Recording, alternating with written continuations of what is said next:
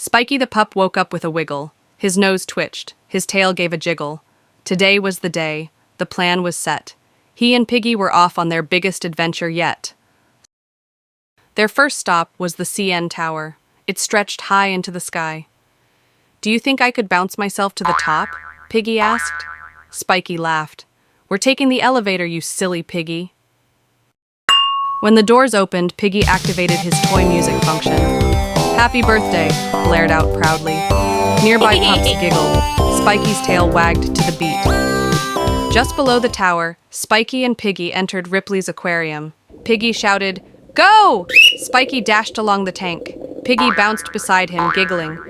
"Turbo seahorses, who knew?" he gasped. Just as Spikey caught his breath, a chubby pufferfish drifted by. It spotted Piggy. It gave a soft pop. Then, poof, it puffed up into a perfect round ball. "I do not look like that," he whined. Drawn by the smell of sizzling snacks, Spikey and Piggy wandered into St. Lawrence Market. Piggy bounced near the seafood counter. A curious lobster peeked out from a tank. Then, snap! It clamped its claw onto Piggy's snout. After surviving the lobster incident, Spikey and Piggy headed to Dundas Square. "They need me on stage," he shouted. Without warning, he bounced toward the music. The happy birthday song blasted from his belly. Spikey chased after him and grabbed Piggy's ear just in time. "I was this close to my big break," Piggy pouted. "The only thing you'll break is your bank," Spikey teased. After the concert finished, Spikey pointed to a glowing sign nearby. "Let's try something a little smaller," he said.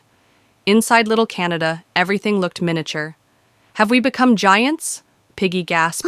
They explored tiny Toronto, then mini Vancouver, and finally, Little Ottawa. After their tiny adventures at Little Canada, Spikey wanted to explore something more historical. A streetcar and a short hill hike later, they arrived at Casa Loma, a historic towering fortress in the middle of the city. Inside, echoes filled the halls. Piggy bounced and hid behind Spikey. "This place is definitely haunted," said the shaking Piggy. A creaky bookshelf swung open. "Secret tunnel!" Piggy squealed. They followed it through twists and turns, until a cloaked Afghan hound blocked the path. "Only the brave may pass," she said. Piggy blinked. "We're not brave, just very, very lost." The hound sighed. "Close enough." She stepped aside. They dashed out, giggling. With a fresh breeze and a wag of his tail, Spikey led the way to the ferry dock. The boat horn sounded. They climbed aboard and found a spot by the railing. A seagull swooped overhead, then splat. Piggy froze. Tell me that was the ferry horn again. After arriving at Center Island, Spikey and Piggy wandered into Centerville Amusement Park. A tiny red steam train? "This is my moment." The train whistled and chugged down the track past trees, fountains, and ducks. Piggy waved at everything like a royal plush sphere. Next stop, Far Enough Farm.